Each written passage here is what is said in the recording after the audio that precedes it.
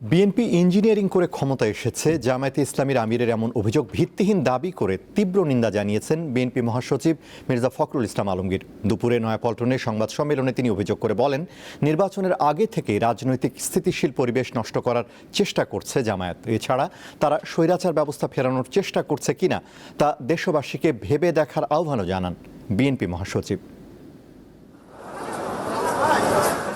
আগামী ১ মে বিশ্ব শ্রমিক দিবসে সমাবেশ করবে বিএনপির সহযোগী সংগঠন শ্রমিক দল। সমাবেশে বিএনপি চেয়ারম্যান ও প্রধানমন্ত্রী তারেক রহমান উপস্থিত থাকবেন। কর্মসূচি সফল করতে রাজধানীর নয়াপল্টনে যৌথ সভার আয়োজন করে বিএনপি। প্রধানমন্ত্রী তারেক রহমান বৈঠক শেষে সংবাদ সম্মেলন করেন বিএনপি মহাসচিব। সভার আলোচনা ছাপিয়ে কেন্দ্রবিন্দুতে উঠে আসে জামায়াতে ইসলামী আমিরের সাম্প্রতিক এক বক্তব্য, যেখানে বিএনপির বিরুদ্ধে ক্ষমতার জন্য ইঞ্জিনিয়ারিং করার অভিযোগ তোলা হয়। সংবাদ সম্মেলনে জামায়াতে ইসলামী আমিরের বক্তব্যের কড়া জবাব দেন বিএনপি মহাসচিব। যে জামায়াতে ইসলামের আমির তিনি বলছেন যে বিএনপি ইঞ্জিনিয়ারিং করে ক্ষমতায় এসেছে।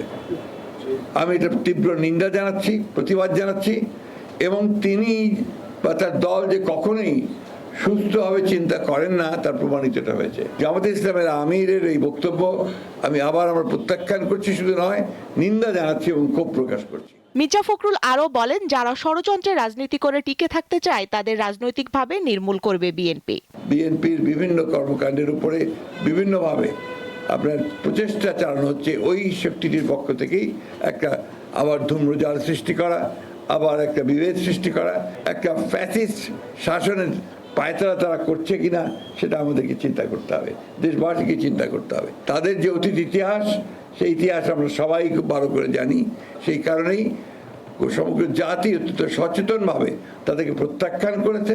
দেশের স্থিতিশীলতা নস্যাৎ করার অপচেষ্টা সফল হবে না বলেও হুঁশিয়ারি দেন বিএনপি মহাসচিব। সচেতন ছাত্র সমাজ বরাবরই। স্বস্তিকা সিংহ, দীপ্ত সংবাদ, ঢাকা।